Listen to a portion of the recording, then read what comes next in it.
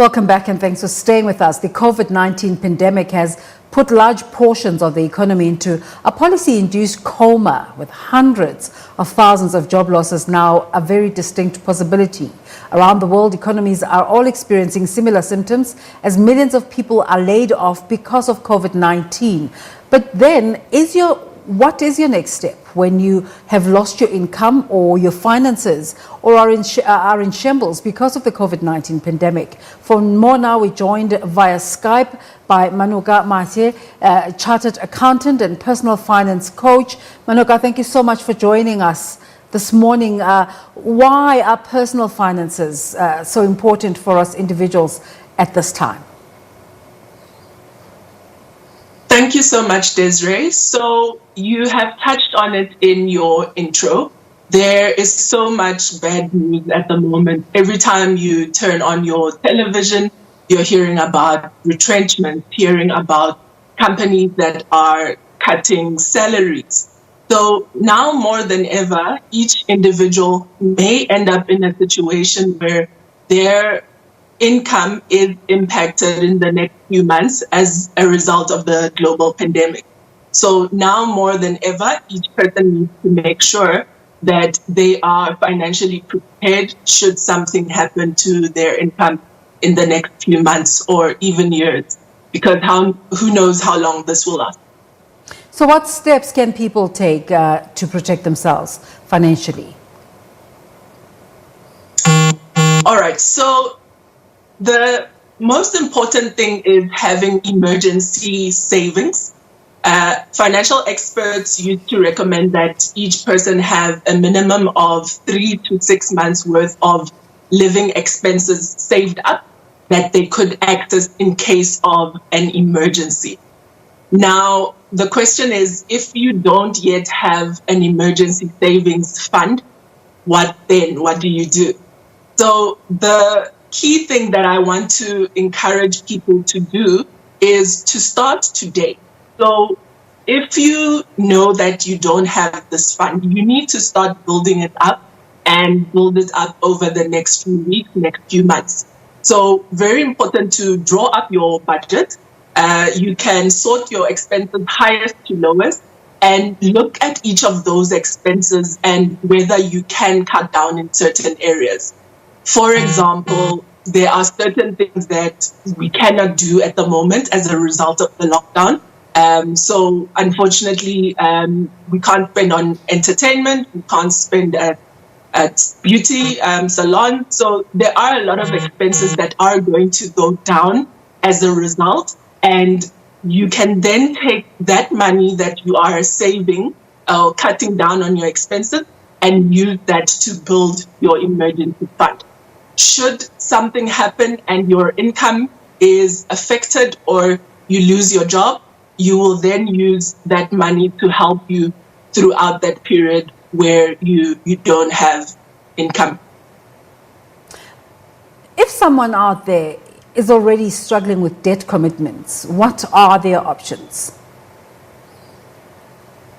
All right, so in terms of debt commitments, the two things that I'd like to speak about, number one is communicating with the people that you owe money.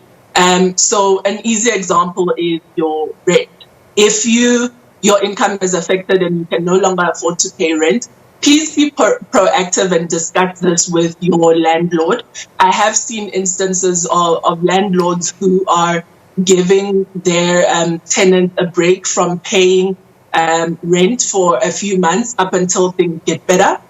And number two, if your commitment is with the bank, two things that I want to speak on. The first one is credit insurance. Now, there are loans that are issued to us as individuals that come with credit insurance, but sometimes we're not necessarily aware. With credit insurance, in the event that you don't receive your full income or your employer requires you to go on unpaid leave, the bank technically needs to help you with paying for that loan. So not all debt comes with that. So very important to contact your bank and check, do you have credit insurance? So that is probably your your safest haven. So if you have credit insurance, take advantage of that. The second thing that I just want to caution people again is these debt relief holidays. So your bank tells you you don't need to pay us back for the next 3 months. How kind of you met the bank? But they will continue to charge you interest during that period. So be very wary. If you are still getting an income and you can still afford to service your debt, please do not take those debt relief holidays, because you will end up owing more at the end of the few months because you are still being charged additional interest.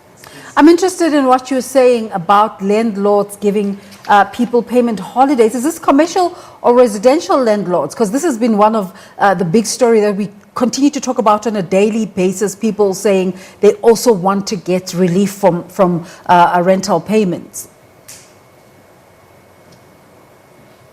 So this is residential landlords, and I've seen this on Twitter a number of times, both in South Africa and other countries.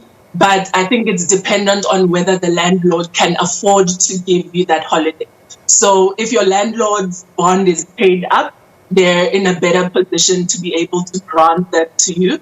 So definitely not something that's mandatory, but I think where available, it can help you very much as the tenant.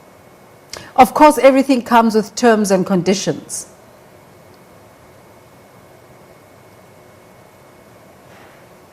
Well, from what I can tell, the landlords were just being good Samaritans. I hope that is the case. It didn't appear to come with terms and conditions, but obviously each individual would need to understand if something like that were offered to them. Yeah. And I'd say those are the lucky few. Not many landlords would be in a financial position to extend that. Let's talk about people who have been retrenched and how they can go about understanding the implications of retrenchment on their future. For instance, their retirement funds that they would get immediately, but which they necessarily are not advised to use immediately. Tell us about this section of the working community. All right. Something else that I have come across on social media in the past week or so were people who now have access to those retirement funds, and they would like to use those to firstly pay off some of their debt, and maybe even use those funds to pay their expenses over the next few months because there's no income coming in. So very important with your retirement funds is, number one, there are tax implications.